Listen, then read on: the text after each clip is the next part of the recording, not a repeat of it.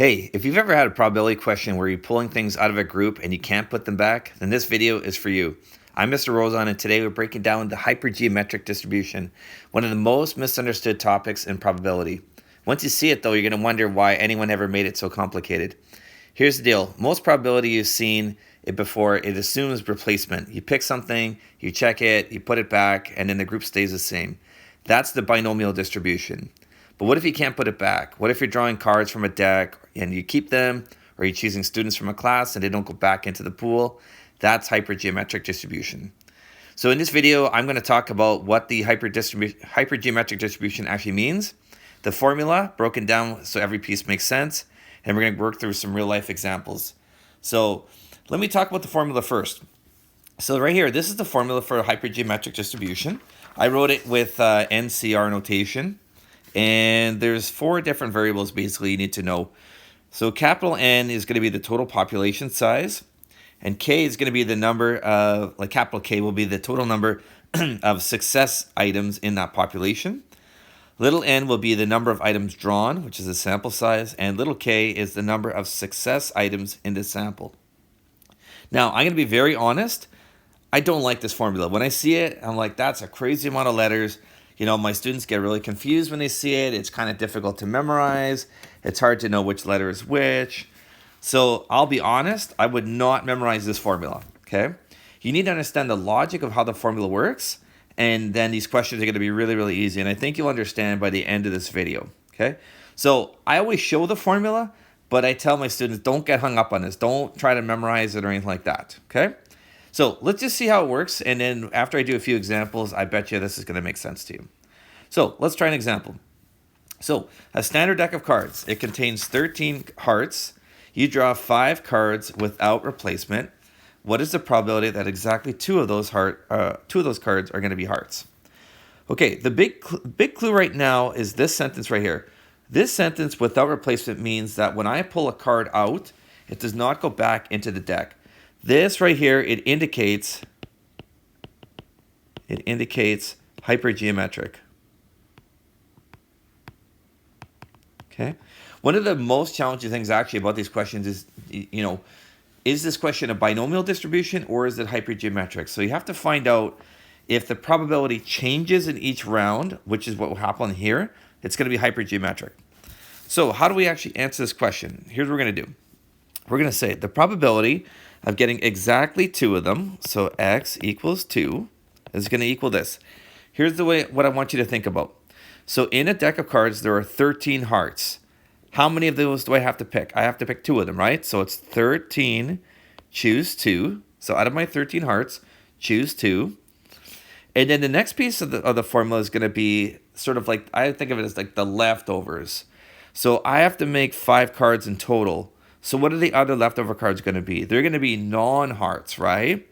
And how many non-hearts are in the deck? There are going to be 39 of them. So out of the 39 non-hearts, these are kind of like your failure situation, right? You have successes and failures.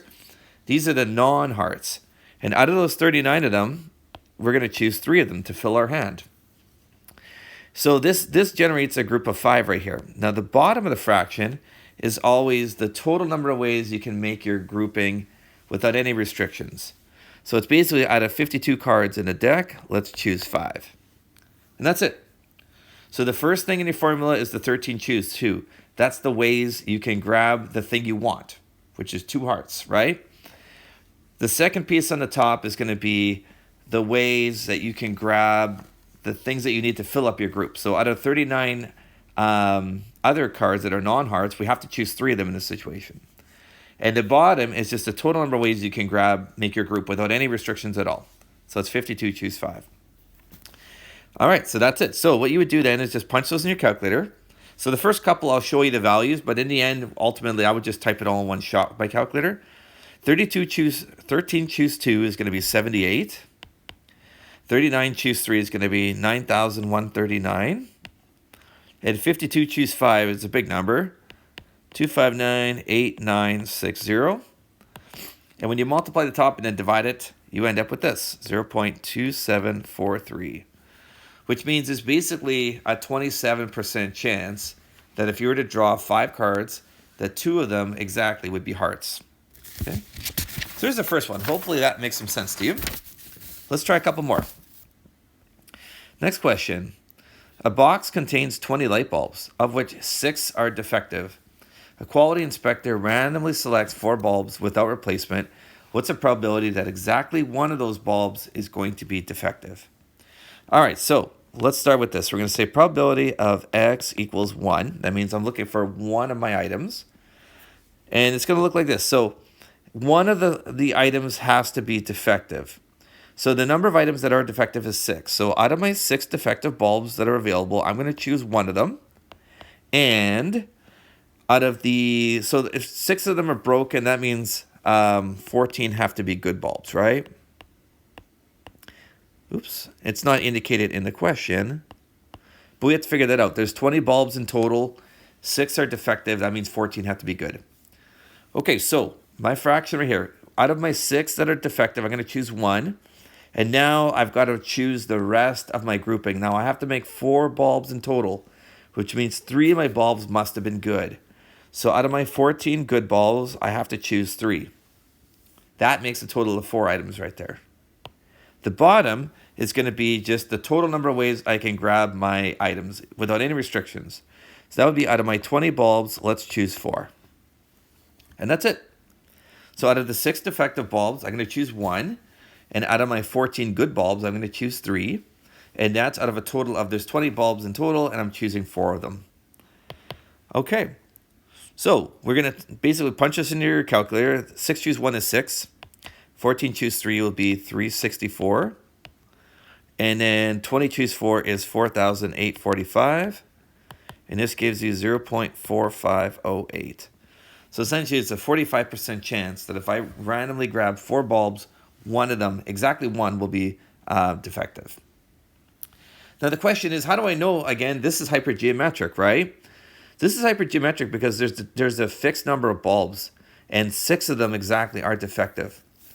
This question would be different if I had changed the wording of it and I said 20 bulbs and I wrote something like 5% are defective. Okay, when you start thinking about the percentages, those are a little bit different. That's probably going to be binomial distribution, because if I pull a bulb off the line, it doesn't affect whether the 5% goes up or down. Whereas this is a fixed number. So once I remove one of my defective bulbs, when I grab it out, the probability of getting another defective bulb has changed. So this is a fixed number, and it's like a fixed number of broken ones. So this one, you just be kind of careful with it. There's definitely a hypergeometric question right here. Okay, let's try another one. All right, a class has 30 students, which consists of 18 girls and 12 boys. A committee of 5 students is selected at random. And what is the probability that exactly 3 of the committee members are going to be girls? All right, so here's what we're going to say. We're going to say probability of x equals 3. We're going to select 3 girls.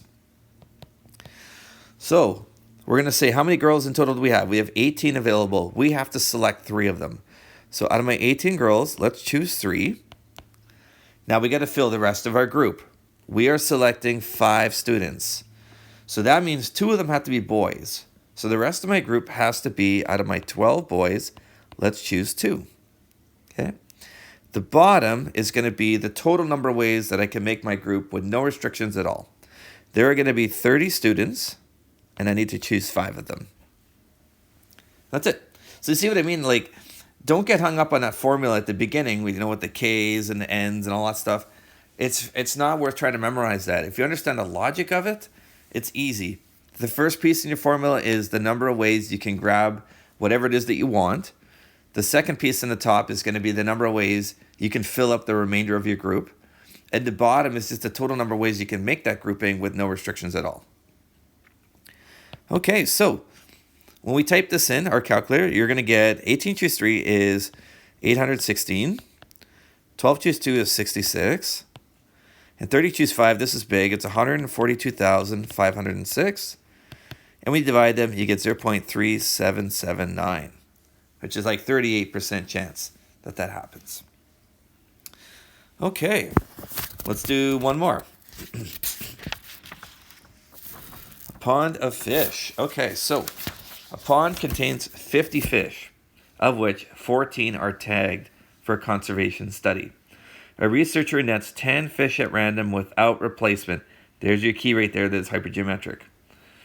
If they were replacing it, then it's binomial. Okay, but this is hypergeometric. What is the probability exactly 4 out of the 10 fish are tagged? Okay, so here's how we answer this. Probability of exactly 4 of them is going to equal to this. So there are 15 that are tagged. So out of my 15 tagged, I have to choose 4. And now I got to fill in the rest of the group. It says I'm selecting 10 fish in total. So that means I must have grabbed 6 fish that are not tagged. And the number of fish that are not tagged is actually 35. So it's 50 fish in total minus the 15 that are tagged equals 35 not tagged. We need to know this number. So out of the 35 that are not tagged, I must have chosen 6 of them. Because 4 out of my 10 were tagged, which means 6 out of my 10 were not tagged. And the bottom of my fraction is going to be this. Out of my 50 fish, I'm going to choose 10 of them to do that survey, that study on. And that would be it. That's the formula for this question. Now this one here, again, I punched it all on my calculator. Eventually when I get to this stage where you just use brackets, just type this all in one shot, and I ended up with 0.2157. So it's basically a 22% chance that if I were to grab 10 random fish in this particular pond, that exactly 4 of them are going to be tagged. So that's it for the hypergeometric. So you're going to use hypergeometric probability whenever you're drawing from a fixed group without replacement. That's the key. And you want to know the chances of getting a specific number of successes in that draw. Again, I would not get hung up on that formula. I would just try to understand the logic of it. And that's all you really need to do to work out these questions. So the key thing that separates this from binomial distribution is the fact that there's no replacement. Just remember that. That's it. Once something's drawn, it's out, the population shrinks, and the combinations formula captures exactly that. If this video helped you, hit subscribe. I'm going to be posting Java and math lessons every week, and there's a lot more probability and statistics content that's coming. Drop a comment down below if you have a question, and any comments that you guys write, I'll respond them for sure. See you in the next one. Mr. Rosen.